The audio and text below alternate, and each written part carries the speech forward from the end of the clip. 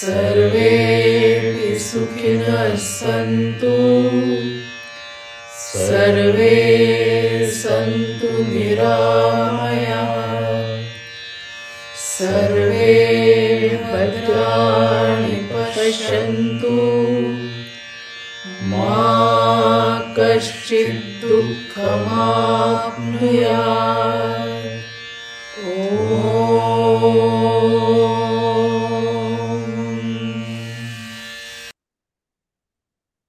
नमस्कार मंडळी. आजच्या आपल्या भेटू आनंदी सभेत म्हटल्यावर तुम्हाला थोडा गोंधळ वाटला असेल, पण यावेळेला आपण काय केलेलं आहे की या दुसऱ्या मंगळवारी भेटू आनंदी ठेवले आणि शेवटच्या मंगळवारी आपण मासिक सभा ठेवणार आहोत. तर मी शोभना तीर्थळी तुमचं सर्वांचं या सभेत पार्किन्सन मित्र मंडळातर्फे स्वागत करते. आज आपल्याकडे विनायक यादव आपल्याला हसवण्यासाठी आलेले आहेत. आश्चर्य वाटलं ना, एक शुभार्थी आहेत ते आणि हसवण्यासाठी आले. पार्किन्सन झाला की प्रत्येकाच्या घरात बऱ्याच वेळेला बेजारलेले असतात, लोक घाबरलेले असतात, निराशेत गेलेले असतात, डिनायल मोड मध्ये गेलेले असतात. पण आपले शुभार्थी गणेश यादव विनायक यादव मात्र याच्या उलट आहे त्यांचं. ते इतरांना हसवतात, स्वतः आनंदी राहतात आणि त्यामुळे ते टेक्निकल ऑफिसर म्हणून ARDE मधून निवृत्त झालेले आहेत. पण त्यांना पार्किन्सन 10 वर्ष झाली आणि त्यांनी 6 वर्ष पार्किन्सन झाल्यानंतरही नोकरी केलेली आहे आणि आता 4 वर्ष त्यांना निवृत्त होऊन झाली. आणि त्यांच्या मणक्याचं ऑपरेशन झाल्यानंतर त्या आपल्या न्यूरो फिजिओथेरपिस्ट आपल्या परिवारातल्या त्यांच्याकडे फिजिओथेरपीला यायला लागल्या आणि पूनम गांधींनी सुचवलं की तुम्ही त्यांना बोलवा आणि ते खूप विनोद छान सांगतात. आणि ते म्हणून मग त्यांच्या सूचनेवरून आपल्यापर्यंत विनायक यादव आलेले आहेत. म्हणजे ऑफिसमध्ये असताना सुद्धा ते कबड्डी नंतर वेट लिफ्टिंग वगैरे या खेळात भाग घ्यायचे. त्यामुळे आणि किंवा हे स्टँडअप कॉमेडी त्यांची आहे ती ऑफिसमध्ये सुद्धा ते करून दाखवायचे. तर त्यामुळे त्यांचं हे आजचा विषय आहे की चला हसूया या वळणावर, म्हणजे या पार्किन्सनच्या वळणावर ते हसणार आहेत आणि आपल्याला हसवणार आहेत. पण हे करताना दरवेळेला आपण सर्वांना बंद ठेवतो, तर त्यांना कोणी हसत नसलं तर त्यांना मूड येणार नाहीये. त्यामुळे ज्यांच्याकडे गडबड नाहीये, गोंधळ नाहीये, एक दोघच जण आहेत आणि आजूबाजूला कोणाचं वावर आहे असं नाहीये, अशा काही लोकांनी व्हिडिओ त्यांचे आणि ऑडिओ अनम्यूट करावे. आणि जर आवाज आला त्यांच्याकडून तर मग अतुल त्यांना म्यूट करतीलच.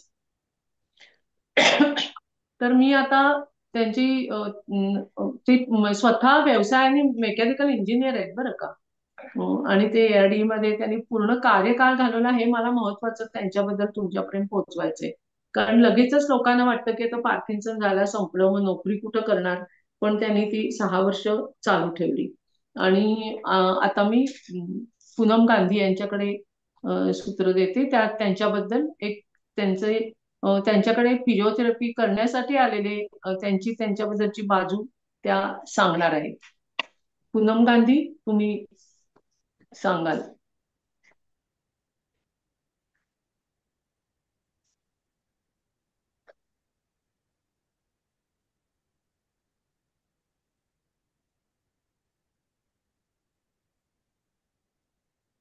आहेत ना मॅडम? आहेत ना अतुल? हो ते आहेत. म्हणजे कदाचित त्या ठेवून ओपन काही काम करत असतील किंवा काय. हे झूम मीटिंग म्हणजे गंमत अशी, आपण किती जण आहोत काय काय पत्ता लागेल. म्हणजे मजेशीर गोष्ट आहे. हो हो हो. पण तुम्ही लक्षात घ्या सर, हसणार आहे ते डोळ्यासमोर आणून तुम्ही हे करा. तुमचा व्हिडिओ करताय का मी पूनम गांधी? सुरू. तुमचा ऑडिओ बंद आहे मॅडम. हा हा, आता येतोय आवाज? आता येतो. आता येतोय? ओके. सो विनायक यादव काकांबरोबर बद्दल सांगणं म्हणजे 2 वर्षापूर्वी ऍक्च्युली त्यांनी अ, एका म्हणजे दुसऱ्या पेशंटच्या रेफरन्सवरनं फिजिओथेरपी सुरू केली होती आणि त्यांचा मेन प्रॉब्लेम हे होता की माझं जरा पॉस्चर म्हणजे आपण जसं उभं राहतो किंवा बसतो हे जरा अजून नीट व्हावं. ते ऑलरेडी सगळं करत होते म्हणजे गाडी चालवणं, अ, अ, हे टू व्हीलर चालवणं, टू व्हीलरवरनं जिथे पाहिजे तिथे रीच पोहोचणं वगैरे हे सगळं ऑलरेडी चालू होतं त्यांचं. पण त्यांच्या पॉस्चरसाठी त्यांनी ऍक्च्युली अप्रोच केलं होतं की ते कसं आपलं बरं होऊ शकतं, अजून जे जे आहे त्याच्यापेक्षा जास्त कसं बरं होऊ शकतं. आणि त्यावेळेस फॉर्च्युनेटली ही म्हणजे ते सगळं अ, छान झालं. इतकं व्यायाम जे काय त्यांनी केला, त्यांनी भरपूर साथ दिली व्यायाम करण्यात. 2-2 तास ते छान व्यायाम करायचे क्लिनिकमध्ये आणि मग नंतर त्यांचा पॉस्चरही सुधारला होता. आणि त्याच्यानंतर I think for some time around 6 months later त्यांना पाठ दुखीचा प्रॉब्लेम सुरू झाला होता. त्यामुळे मग ते जरा आणि मेन म्हणजे ते लांब राहतात ऍक्च्युली सेंटरपासून. आय थिंक ओल्ड सांगवीमध्ये राहतात. सो ते जरा लांब पडायला लागलं होतं आणि पाठदुखी जर अशी वाढत गेली म्हणून मग त्यांनी स्पाइन ऑपरेशनचा विचार केला. आणि मग त्याच्यानंतर for some time he was exercising at home आणि मग नंतर परत त्यांनी आता नियमित like once twice a week ते येतात फिजिओथेरपीसाठी. द मेन थिंग त्यांच्याबद्दल सांगणं म्हणजे काय की आपण म्हणतो ना पार्किन्सन्स मध्ये मास्ट फेस आणि काही एक्सप्रेशन्स नीट कळत नाही किंवा एक्सप्रेस होत नाही. पण त्यांच्या केसमध्ये असं नाहीये. म्हणजे ते कोणी आता न्यूरोलॉजिकल रिहॅब क्लिनिक असल्यामुळे बरीचशी लोक ही डिप्रेस्डच असतात. म्हणजे डिप्रेस्ड म्हणण्यापेक्षा त्यांना काही गोष्टींमध्ये होप दिसत नाही. तर ते इतके शांतपणे येऊन बसतात वेटिंग एरियामध्ये, 2-3 जोक्स तिकडेच सुरू करतात. आजूबाजूला कोणी असलं तर ते लगेच he will try to lighten the environment असं म्हणायला हरकत नाही. आणि मग नंतर व्यायाम करतानाही 3-4 अजून जोक्स करायचे आणि असं वाटून येत नाही की त्यांना खूप त्रास होतोय. ऑफकोर्स त्यांना होतच असणार आहे सगळ्याचा त्रास, पण तरी म्हणजे ते इतकं लाईट ठेवतात सगळ्या मूडला आणि सगळ्या पेशंट्सना सुद्धा कोणाला काही त्रास होत असेल तर ते लगेच नाही आपण हे असं करू शकतो ते तसं म्हणजे थोडं ते खूप काही गोष्टी इतक्या पॉझिटिव्ह वेनी बघतात. ते बघून खूप बरं वाटतं. म्हणजे it it feels good to see him rather than म्हणून असं पेशंट सारखं कधीच वाटत नाही त्यांना जेव्हा मी व्यायाम करून घेत असतो तेव्हा. He is always telling some very short small small jokes which really lighten up everyone's mood as well as the environment. त्यामुळे मला वाटलं की सगळ्यांनी ते ऐकावं आणि आपण भरपूर पार्किन्सन्स विषयी बोलतच असतो. But then something different which can really lighten up the mood can म्हणजे असं मला वाटलं की त्याच्यामुळे हेल्प होईल. त्यामुळे मी विचार केला की एकदा बोलावं की ह्यांच्याबद्दल किंवा ह्यांचा सेशन ठेवू शकतो का. आणि फॉर्च्युनेटली तीर्थळी मॅडमनी लगेच हो सांगितलं. So I am very grateful. So I think आपण त्यांचं सेशन जोक्सचा सेशन सुरू करूया. So over to you Yadav काका. हा, नमस्कार. तुम्ही जाणार आहात त्यामुळे मी तुमच्या आता आधीच आभार मानून घेते. तुम्ही हो सुचवल्यामुळे हो आम्ही ना, ठेवतो. क्लिनिकला जावं लागेल. हो हो हो. हम्म. थोडा वेळ बसतायत ना तीर्थळे? हो हो, मी नंतर परत एकदा तुम्ही सुरू करू शकता काका. आय हो. थिंक हा, तर तीर्थळे मॅडमनी आणि पूनम मॅडमनी जे पुढाकार घेऊन हा कार्यक्रम मॅनेज केला त्याच्याबद्दल दोघींचे आभार. आणि आता पूनम मॅडम इतक्या बोलल्या की मला वाटलं की मी गेलो का काय. आणि तीर्थळी मॅडमनी जे नाव आपल्या कार्यक्रमाला सुचवलं, जरा हसू चला हसूया या वळणावर, तर मला मराठी गाणं आठवलं. त्याच्यामध्ये ही ओळ आहे. ते गाण्याचे 2 ओळी म्हणतो मी. भले बुरे जे घडून गेले विसरून जाऊ सारे क्षण, चला हसूया या वळणावर, या वळणावर. एक भक्त भक्त आपल्या देवाला आळवतोय, क्षणभर उघड नयन रे, देवाची द्वारी उभा क्षणभर. आता काका काही अजून जोराने बोलला तरी हो चालेल. हा हा चालेल. जरा ऐकू येत नाही. तर हे आत्ताच्या कवितांमध्ये क्षण हा शब्द आलेला आहे की क्षण म्हणजे वर्तमान काळात आपण राहिलं पाहिजे. वर्तमान काळातला क्षण आता आपण राहिलो तर मागची वाईट भावना आणि पुढची भविष्य काळातली चिंता ह्याच्यापासून आपण मुक्त होतो. शरीर जर आपलं जिथं आहे तिथं जर मन असेल तर त्याला योग म्हणतात. आणि त्या वर्तमानात मध्ये आनंद आहे. तर मित्रांनो, हा रिटायर झाल्यानंतर मी एक छोटस हॉटेल चालू केलं आणि हॉटेलला नाव दिलं विनायक यादव यांचं हॉटेल. आणि नंतर एक दिवस सुटापुटातले एक माणूस आमच्या हॉटेलमध्ये आला, मिसळ पाव खाल्ला आणि ताटामध्ये हात धुतले. माझा वेटर चिडला, म्हणला काय तुम्ही काय मोठमोठ्या हॉटेलमध्ये जाऊन असंच करता का? कधी गेला नाही का मोठ्या हॉटेलला? म्हणलं हो, मागच्याच आठवड्यात ताज हॉटेलमध्ये मुंबईला गेलो होतो. म्हणला मग तिथं असंच केलं का? म्हणलं हो असंच केलं. मग तिथला वेटर काय बोलला नाही का तुम्हाला? म्हणलं हो. म्हणला तर म्हणजे काय म्हणला? तो म्हणला असलं काय करायचं असलं तर विनायक यादवांच्या हॉटेलमध्ये जाऊन करा.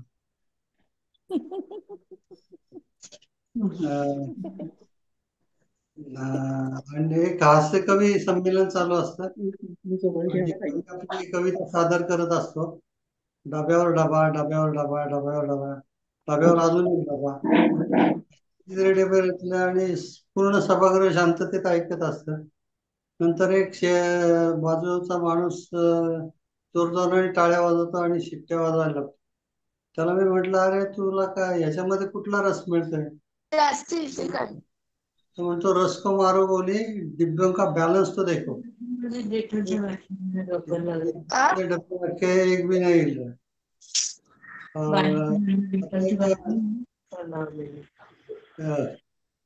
हीट ट्रान्सफर विषयाची ओरल असते आणि एक तोंडी परीक्षेला एक नंबरचा मुलगा जातो.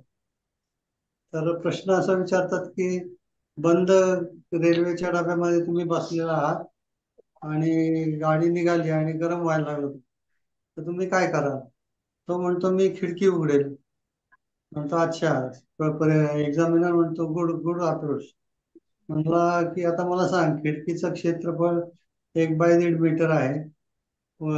गाडीची रेल्वेची गती 70 किलोमीटर पर आवर आहे. पुणे मुंबई रेल्वे चालली पश्चिमेकडून पूर्वेकडे चालली. नंतर हवेची दिशा दक्षिण-उत्तर आहे. 60 किलोमीटरनी वेगाने वारा वाहतो. तर सांग की डब्यात 2 डिग्रीने कमी होण्यासाठी किती हे करावं लागेल?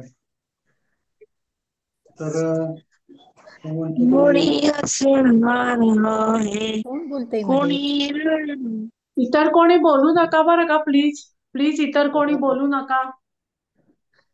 तर ते ऑडिओ म्यूट करा नाही तर. नाही ठीक आहे. तर ते इतके व्हेरिएबल दिल्यावर त्याला काही समजत नाही. तो म्हणतो या वर्षी ओव्हरऑल राहते आपली. दुसरा मुलगा जात असतो, तो म्हणतो काय रे विचारलं? म्हणतो असं असं विचारलं पण मला काही सांगता नाही आलं. म्हणलं आता मी जातो, म्हणतो बघतो. तर तो एक्झामिनर बाहेर आलेला खडूसच असतो. त्याला म्हणतो तुला जर गरम व्हायला लागलं बंद रेल्वेत बसलं काय करशील? तो म्हणतो कोट काढेल मी. तो म्हणतो तरी गरम व्हायला लागलं तर काय करेल? तो म्हणतो की बनियान काढेल. तो म्हणतो तरी गरम व्हायला लागलं. अरे गर्मीने तू मरशील. तो म्हणतो खिडकी नाही का उघडणार? तो म्हणतो जान चली जाए लेकिन खिडकी नाही खोलूंगा. अरे खिडकी उघडली की खिडकीचं सगळं ते कॅल्क्युलेशन येतं. तर मित्रांनो, एक माणूस जुहू चौपाटीला मॉर्निंग वॉकला गेलेला असतो. त्याला एक कुत्र सापडतं. चांगलं कुत्र असतं. तर तो म्हणतो याला आपण घरी घेऊन जाऊ आणि चांगला सांभाळू.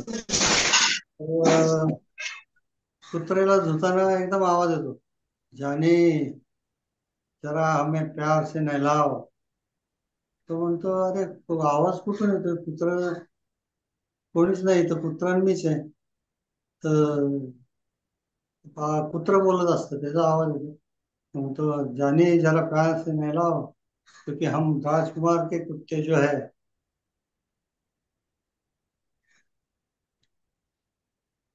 राजकुमार एकदा अशाच हॉटेलमध्ये जातो आणि विचारतो, गरम काय आहे खायला? गरम क्या है? तो वेटर म्हणतो की समोसे है. म्हणतो, इससे भी गरम क्या है? तो म्हणतो, जलेबी है. और क्या गरम है? म्हणतो, मेरा सर गरम है. और क्या गरम है? म्हणतो, कोयला गरम है. जाओ एक प्लेट कोयला लाव. अं, कोळसा आणल्यानंतर राजकुमार सिगरेट पेटवतो सिगारेट पेटवतो आणि म्हणतो, जाओ जानी, अभी खाने के लिए हम फिर कभी आएंगे. अं, एक माणूस सकाळी आपल्या भिकाऱ्याला 10 रुपये देतो. म्हणतो, चाय के लिए जाओ चाय पिए. तो म्हणतो, साहब 10 रुपये नाही, और 10 रुपये देतो. तो म्हणतो, 10 रुपयात चहा मिळतो तुला, अजून कशाला 10 रुपये पाहिजे? तो म्हणतो, गर्लफ्रेंड को भी चाय पिला दी. म्हणतो, अरे भिकारी होकर गर्लफ्रेंड बना ली. म्हणतो, साहब ऐसा नहीं, गर्लफ्रेंड ने भिकारी बना. आणि एक माणूस ऑफिसला जाताना रोज एका भिकाऱ्याला काही पैसे द्यायचा. एक दिवस 5 रुपये देतो. तर तो भिकारी म्हणतो, क्या साहब, कल तक 10 रुपये देते थे, मैं कुछ बोला नहीं. उसके पहले 20 रुपये देते थे, अभी 5 रुपये पे आ गए, ये क्या बात है? तो म्हणतो, अरे मी ज्यावेळी बॅचलर होतो त्यावेळी तुला 20 रुपये द्यायचो. नंतर माझं लग्न झालं, मग खर्च वाढले, मग 10 रुपये द्यायला लागलो. आता काल घरी आमच्या एक बाळ आलं, मग आता 5 रुपये देतो. तर तो भिकारी इतका रागाने लाल पिवळा होतो. म्हणतो, शर्म नहीं आती साहब, मेरे पैसे से गृहस्थी चला रहे हो.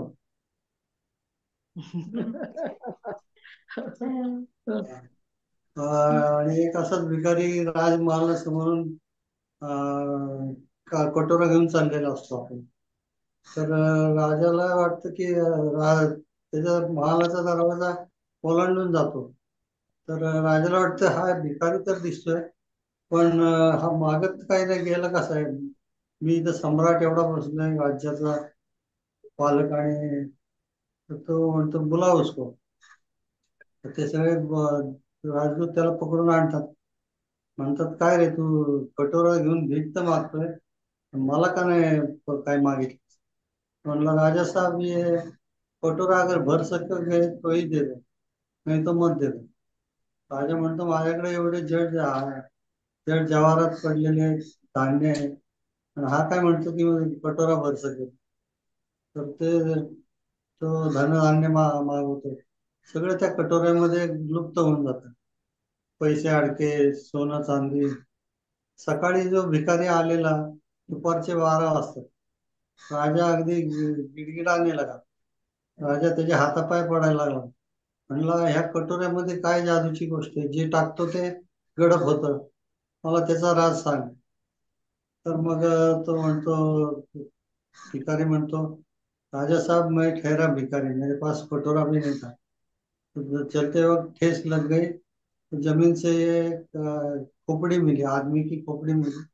उसको मैं साफ करके उसका कटोरा बना लिया. राजा साहब, ये आदमी की खोपड़ी है, ये कभी भरती नहीं.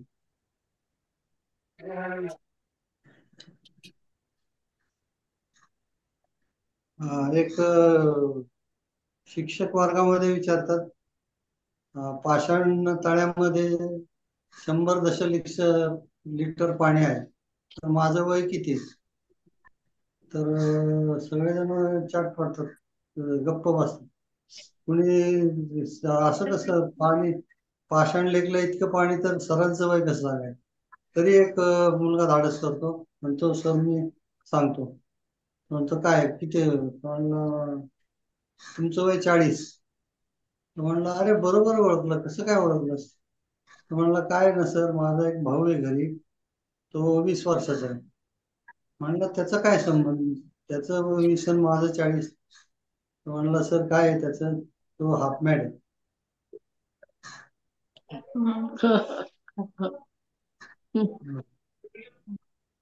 तर असेच नवरा बायको पीएमटी मध्ये बसतात आणि मॅडम तिकीट काढतात, एक फुल एक हाफ.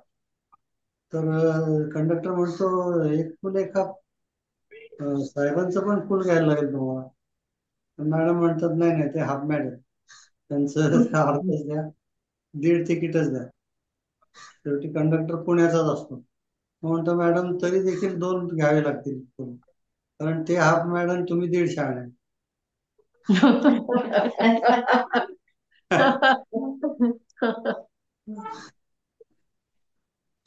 तर पुण्यामध्ये एक मिस्किल कंडक्टर होता, काही हे असतात अजून बरेच असे. जॉनी वॉकरनी बेस्ट मध्ये याचं काम, कंडक्टरचं काम केलं होतं काही दिवस. तर पुण्यातला कंडक्टर दारूवाला पूल आला की मोठ्याने दारूवाला पूल पूल म्हणायचं, तो हळू म्हणायचा, चला दारूवाला दारूवाला. लोक पावरे बावरे होऊन उठायचे लगबगीने. परत मर्याई गेट, एखादी कॉलेजची मुलगी उभी राहिली की मर्याई, अजून कोण मर्याय आहे का, असं गमतीशीर. मसोबा गेट आलं तर की एखादा माणूस लाजेने कधी कधी पुढच्या स्टॉपला उतरायचा. तर आता काही गोष्टी, काही गाण्यांमध्ये आपल्या आजाराचे संकेत मिळतात. तर काही गाणी अशी आहेत, तर मी गाणी तुम्हाला दाखवतो, त्याच्यावरनं कुठला आजार तुम्हाला प्रचित होतोय बघा. सीने में जलन, आंखों में तूफान सा क्यों है, सीने में जलन. या गाण्यावरनं तर आपल्याला सीने में जलन म्हणजे ऍसिडिटीचा लक्षण कळतं. भूल गया सब कुछ, हो हे, भूल गया सब कुछ, याद नहीं अब कुछ, हो. याच्यावरनं आपल्याला मतिगुंग झाली आहे, मतिभ्रष्ट म्हणजे अल्झायमरची लक्षणं दिसतात.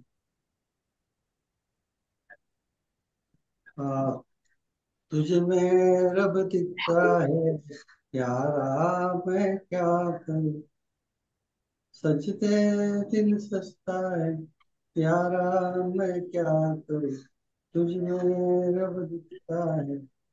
तर या गाण्यामध्ये आपल्याला मोतीबिंदूचा भास होतो. शेवटचं गाणं आहे ते तुम्ही लक्षणं तुम्हीच ओळखायची. जताना भी नहीं यार, छुपाना भी नहीं था.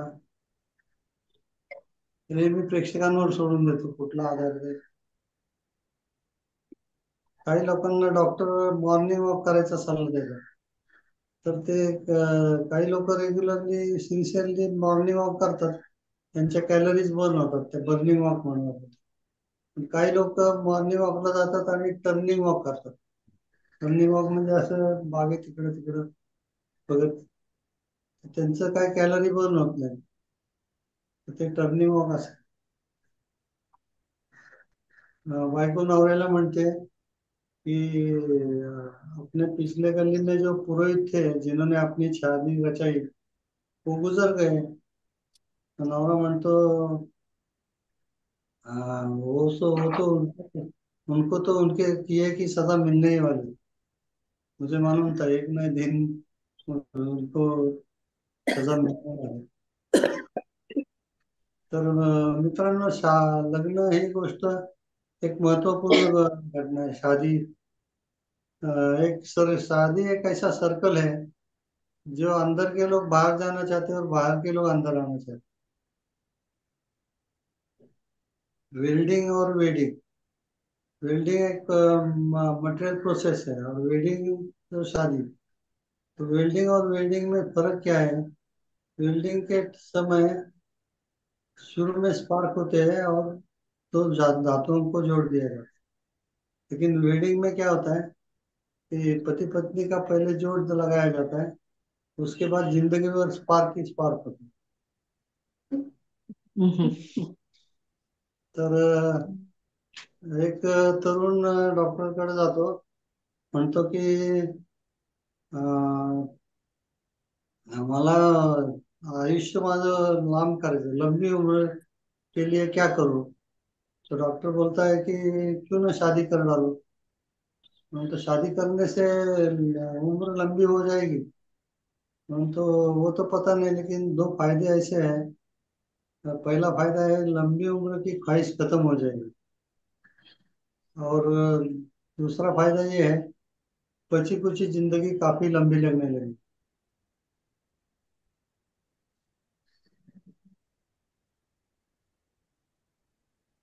तर नवरा बायकोचे संवाद आहेत छोटे. बायको म्हणते नवऱ्याला, तुम्हाला तर कोणी फसवू शकतं. नवरा म्हणतो, हो हे बरोबर आहे, पण सुरुवात तर तुझ्या वडिलांनीच केली ना.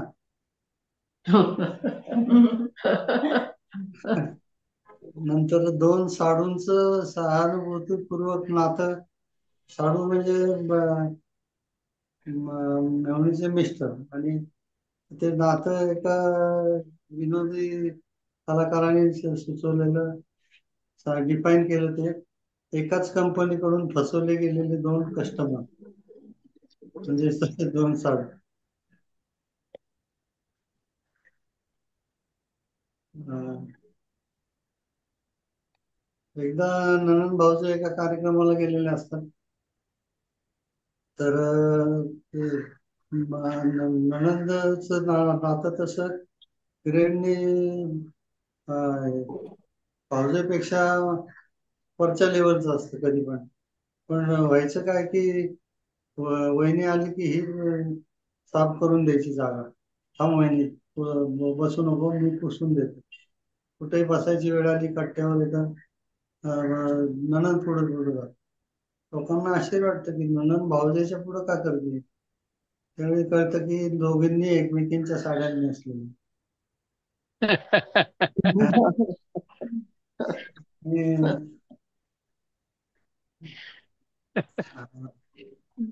एक नवीन जोडपं असंच लग्नानंतर एका नवीन ठिकाणी राहायला जातं. तर काही दिवसांनी नवरा विचारतो बायकोला की का ग, इथले लोक वगैरे कसे काय वाटलं तुला, परिसर वगैरे. म्हणते का बाकी काय लोक वगैरे चांगले आहेत, परिसरही चांगला आहे, कोऑपरेटिव्ह आहे. पण पलीकडच्या बिल्डिंग मध्ये एक माणूस आहे ना, तो सारखा आपल्या घराकडे बघत असतो. तर तुम्ही जरा दारे खिडक्यांना पडदे लावून घेतले तर बरोबर आहे. तो नवरा म्हणतो त्याची काही काळजी करू नको.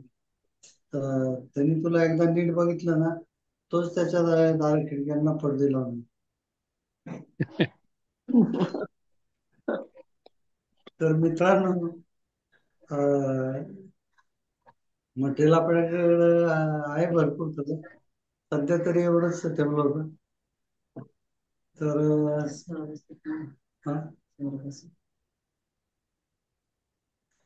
हा ते एक बायको नवऱ्याला म्हणते, सुना है मैंने कि स्वर्ग में पति पत्नी को अलग अलग रखा जाता है. तो म्हणतो तभी तो उसे स्वर्ग कहते हैं.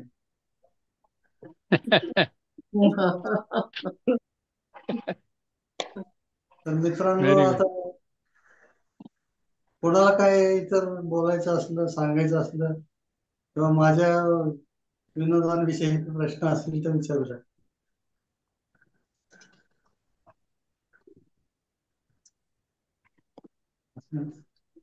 कुणाला काही विचारायचे आहे का प्रश्न? आणि विनायकजी, तुम्हाला कोणी समोर हसणारे दिसत नाहीत, त्यामुळे जास्त हे होत आहे, प्रॉब्लेम वाटतोय तुम्हाला लक्षात आलं. काय प्रॉब्लेम नाही. पूर्वी समोर लोक असतात ना, त्यामुळे आणखी उत्स्फूर्तपणे आपण काय काही बोलतो, सांगतो. तर ती मर्यादा आहे. आपण कधीतरी पुन्हा एकदा प्रत्यक्षपण, आणि तुम्ही सहलीत वगैरे सामील व्हा आमच्या. आणि एरवी कधी सभा असतात त्यावेळेला तुम्हाला खूप हे समोरासमोर सांगता येईल, करता येईल.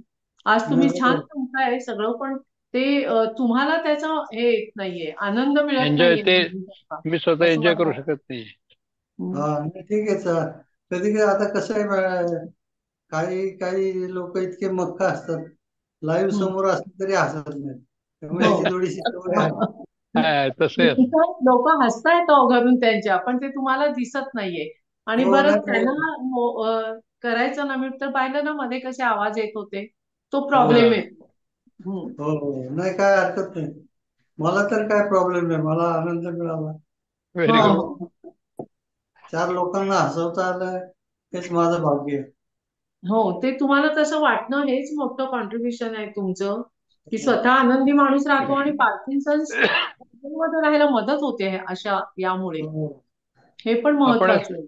एक प्रश्न विचारायचा आहे. हा बोला ना. आपण साधारण किती वर्षापासून कॉमेडी करता? कॉमेडी स्टँडअप कॉमेडी मित्रांमध्ये किती वर्षापासून करताय? 5 वर्ष मी ARD च्या अॅन्युअल डे मध्ये केले, ओके. आणि आधी असं मित्रांमध्ये जोक सांगणे वगैरे ओके. ओके. त्याच्यातून डेव्हलप झालं. या या ह्याच्यामध्ये तुम्हाला उपयोग होतो का? हा, आपल्या उपयोग होतो पार्किन्सनच्या म्हणजे आता बघा, मी हे कार्यक्रम करायचा म्हणून मी कालपासून बिझीच होतो, काय सांगायचं करेक्ट काय. Correct. That is what I want to tell. Correct. Keeping busy to us is a more energetic thing. खरंय. Yeah. Very good. All the best तुम्हाला. Okay, thank you. तुम्हालाही Yeah. सगळ्यांना आरोग्य लाभो.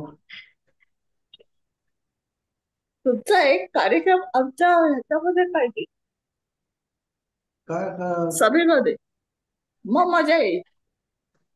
हा, सभेमध्ये चालेल ना. हा हा, ऑनलाईन काही खरं नाही. ऑनलाईनच थोडस सायलेंट मध्ये हा, अजून आपण त्या सिस्टीमला हे झालेलं नाही, युज टू झालेलं नाही जास्त, हो. त्यामुळे प्रॉब्लेम येतो.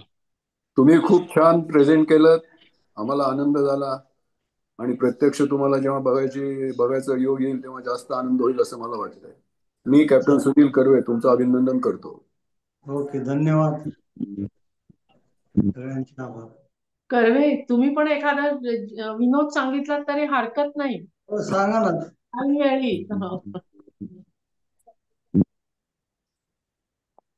नाही, आता पटकन आठवण्यासारखा म्हणजे पु ल देशपांडेंचाच विनोद आहे तो. सांगा काही ना. हरकत नाही.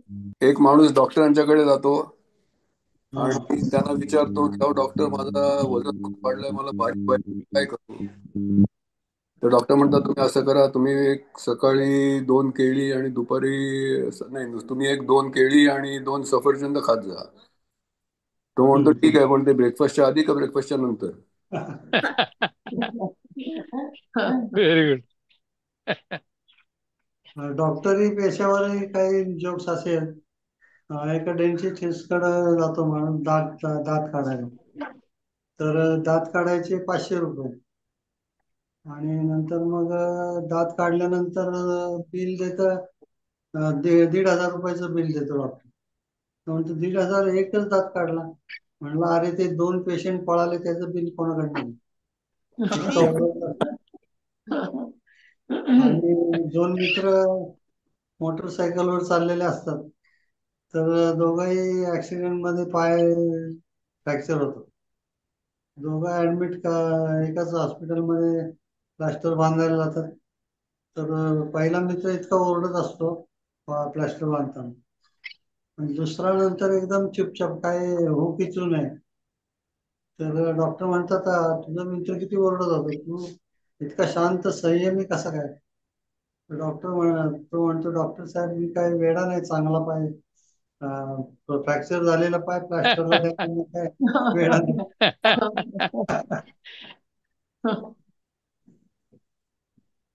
असे प्रोफेशन अनुषंगाने असे वेगवेगळे, जशी कॉम्प्युटरमध्ये फाईल असते तसं ते आठवतात.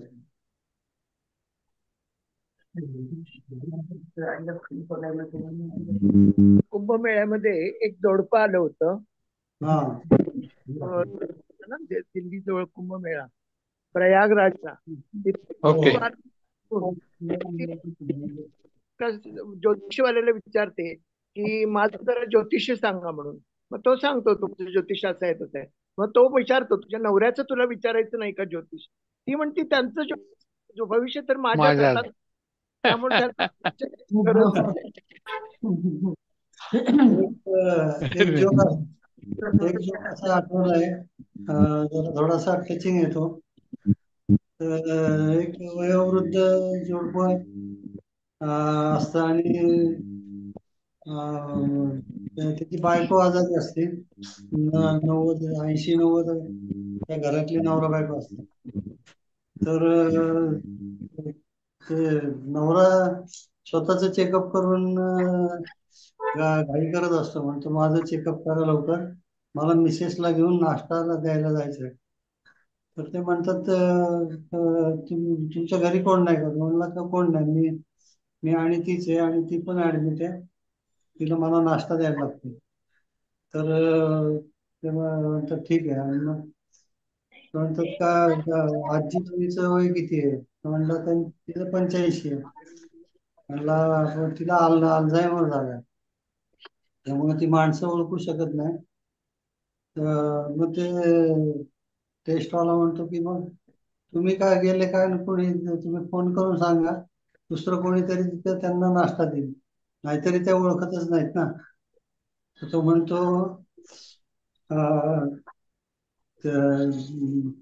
तिला अल्झायमर झालाय पण मला नाही झालेला ना.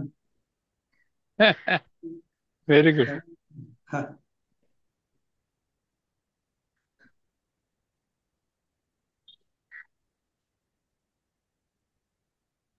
कमी लोकातही उत्साहाने तुम्ही साथ दिली आणि कोऑपरेट केलं, त्याच्याबद्दल तुम्हाला सगळ्यांना आभार. 40 लोक आहेत साधारणपणे, 38-40 लोक आहेत. होय का? होय होय. मग जोक कळाले नाही का? आपल्याला नाही ह्या नाही, तांत्रिक अडचणीमुळे त्यांना मोकळं नाही ठेवता येत. आणि मग तुम्हाला हसलेलं दिसत नाही. तुम्ही खूप आनंद दिलेला आहे सगळ्यांना उपस्थितांना. तुम्हाला तो समजलेला नाहीये, एवढंच आहे. आम्ही अनम्यूट झालो ना, आम्ही अनम्यूट जर झालो तर आमच्या आजूबाजूचा आवाज तुम्हाला ऐकायला येते. त्यामुळे आम्ही म्यूट राहतोय. पण छान झालंय, कार्यक्रम सुंदर झालाय. मी अनिल जोगळेकर, नाशिक. त्यावेळेला तुम्ही म्हणजे तुम्हाला तिथं ह्याच्यामध्ये निवासामध्ये तुम्हाला कार्यक्रम सादर करता येईल, तेव्हा सगळे आम्ही तुम्हाला दाद देऊ.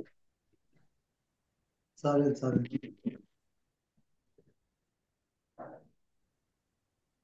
आणि पूनम मॅडमनी सांगितलं तसं तुम्ही त्यांच्या त्या फिजिओथेरपी क्लिनिक मध्ये सगळ्यांना हसवतच असता. हे किती छान आहे. आणि त्यांना उगाचच नाही असं वाटलं की त्यांनी आवर्जून मला सांगावं की त्यांचा कार्यक्रम ठेवा. कारण त्यांच्याकडे अनेक पेशंट सगळे रडगाणे गाणारे असतात आणि असा एखादा पेशंट दिसला की त्यांनाही बरं वाटतं. It's a tonic. एक मिनिट, सिद्धापूर मॅडम आलेत का? तृप्ती सिद्धापूर.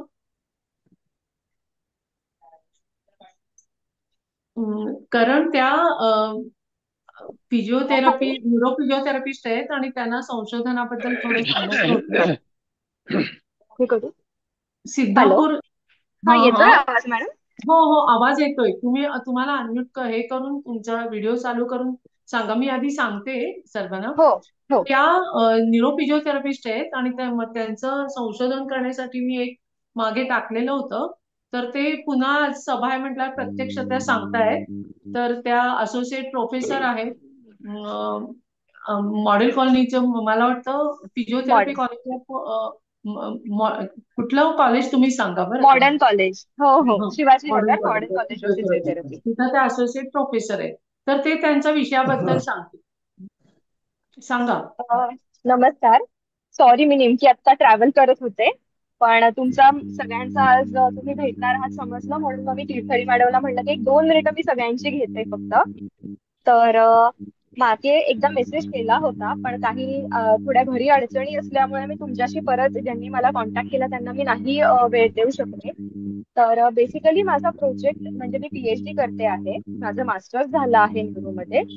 तर असं आहे पीएचडीचा माझं टॉपिक की जे आपलं महाराष्ट्र आणि मेनली इंडियन पॉप्युलेशन जे आहे त्याच्यामध्ये पार्किन्सन्स झालेले लोक आहेत, तर त्यांना काय अडचणी येत आहेत त्यांच्या रेग्युलर डे टू डे लाईफमध्ये.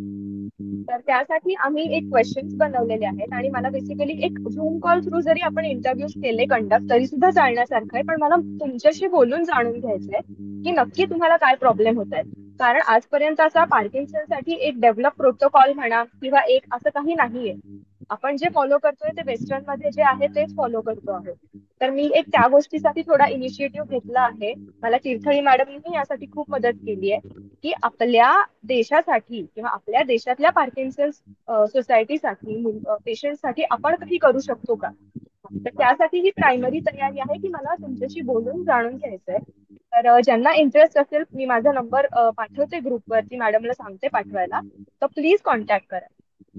मी अजिबात तुमचा जास्त वेळ घेणार नाही, फक्त मला गोष्टी हव्या की ज्यावर आपल्याला काम करायची गरज आहे. कारण वेस्टर्न पॉप्युलेशन मध्ये त्यांनी जे आस्पेक्ट टाकले आहे त्यामध्ये खाली बसून नाहीये किंवा हाताने जेवणं हा प्रकार नाहीये जो आपल्याला इंडियन याच्यामध्ये लागतो. तर ह्या सगळ्या गोष्टी जाणून घेण्यासाठी मला तुमचा थोडासा एकदा वेळ हवा आहे. तर हे मला तुम्हाला कन्वे करायचं होतं. ओके. एक सूचना आहे येस सर, मॅडम, सांगा. आपल्याला एक सूचना आहे. आपण जे क्वेश्चनर तयार केली आणि ती आमच्या ग्रुपवर पाठवली तर ती आम्हाला सोपं पडेल भरायला. हो, ते करेक्ट, एकदम बरोबर आहे. क्वेश्चनेअर तर मी बनवणारच आहे आणि ती पण पाठवणार आहे, पण त्याच्या आधी ते क्वेश्चनेअर बनवण्यासाठी मेन कोणते मुद्दे हवे आहेत त्यासाठी मला थोडंसं तुमच्याकडून जाणून घ्यायचं. Okay okay, thank you. Thank you sir. ठीक आहे. Okay ma'am. मला वाटतं आणखीन कोणाला काही बोलायचं नसेल तर आपण थांबूयात का कोणाला काही प्रश्न विचारायचे सांगायचे अजूनही. नमस्कार मॅडम, मी कर्वे बोलतो. हा बोला. मला वाटतं आता बोलल्या त्या मॅडम, मला वाटतं 1 महिना 1.5 महिन्यापूर्वी कॉन्टॅक्ट केलं होतं. मी त्यांना परत पाठवलं, मग त्याच्यानंतर त्या म्हणल्या मी येते, आल्याच नाहीत पुढे. त्याच आहेत त्या, तृप्ती काहीतरी नाव आहे का त्यांचं? त्यांच्याकडे त्यांच्या सासूबाईंना बरं नव्हतं, अँजिओप्लास्टी वगैरे झालं, त्यामुळे त्यांना सकाळी फोन आला होता त्यांचा. माझ्याकडे सगळ्यांची नावं आहेत फोन केलेल्यांची आणि मी बोलीन म्हणून खूप त्यांच्याकडे.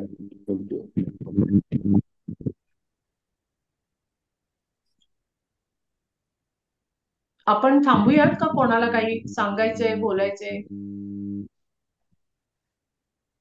काय नसेल नाही, तुम्हाला काही अजूनही विनायक सर बोलायचंय की आपण थांबूयात? सलगरांचं काही बोलणं नाही झालं? नाही झालं की एक जोक सांगितला. हो, कुंभमेळ्याचा. आपण ना एक प्रत्यक्ष कार्यक्रम करू. हो, प्रत्यक्ष कार्यक्रमात थोडं इंटरॅक्शन.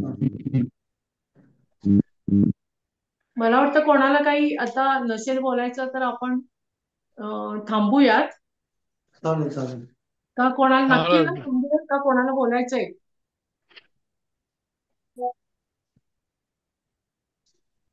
हा, तर आज विनायक यादव आले आणि त्यांना खरं तर आपण त्यांना आनंद देऊ शकले नाही. त्यांनी आपल्याला आनंद दिला, पण त्यांना जेवढा हवा तेवढा आनंद आपण हसणं आपलं समजायला पाहिजे ते झालं नाही. पण तरी सुद्धा त्यांनी नेत्यांनी आपलं बोलणं चालू ठेवलं डोळ्यासमोर कदाचित आणून. प्रेक्षक खूप आभारी आहे. असेच तुम्ही हसत राहा, हसवत राहा आणि तुमचं पार्किन्सन्स नक्कीच नियंत्रणात याच्यामुळे राहील अशी अगदी खात्री वाटते. 10 वर्ष झाली पार्किन्सन होऊन तरी तुम्ही असं वाटत नाहीये की तुम्हाला इतकी वर्ष झाली आहेत म्हणून. तर तुमचे मी खूप आभारी आहे. धन्यवाद, तुम्ही हे येऊन इथं तुमची विनोद सांगितल्याबद्दल. आणि पूनम गांधीला मी आवर्जून आभार त्यांचे मानते, कारण त्या नेहमीच असं काही असलं तर बऱ्याच लोकांची नावं पण आपल्याकडे त्या पार्किन्सन झालेल्या देत असतात नेहमीच. आणि असं काही असलं तरी स्वतःला काही भाषण करायचं असलं तरी सुचवत असतात. त्यांचे मी आभार मानते. आणि अतुल ठाकूर यांचे मी आभार मानते की त्यांनी हे तांत्रिक बाजू सांभाळली आणि आता कार्यक्रम संपलाय असं मी जाहीर करते. ओके, धन्यवाद मॅडम.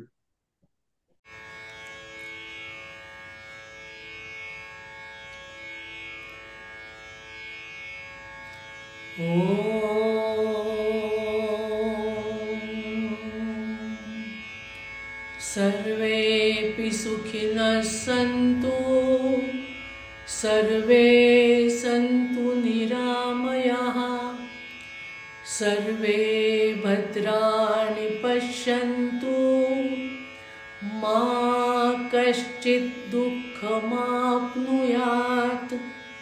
ॐ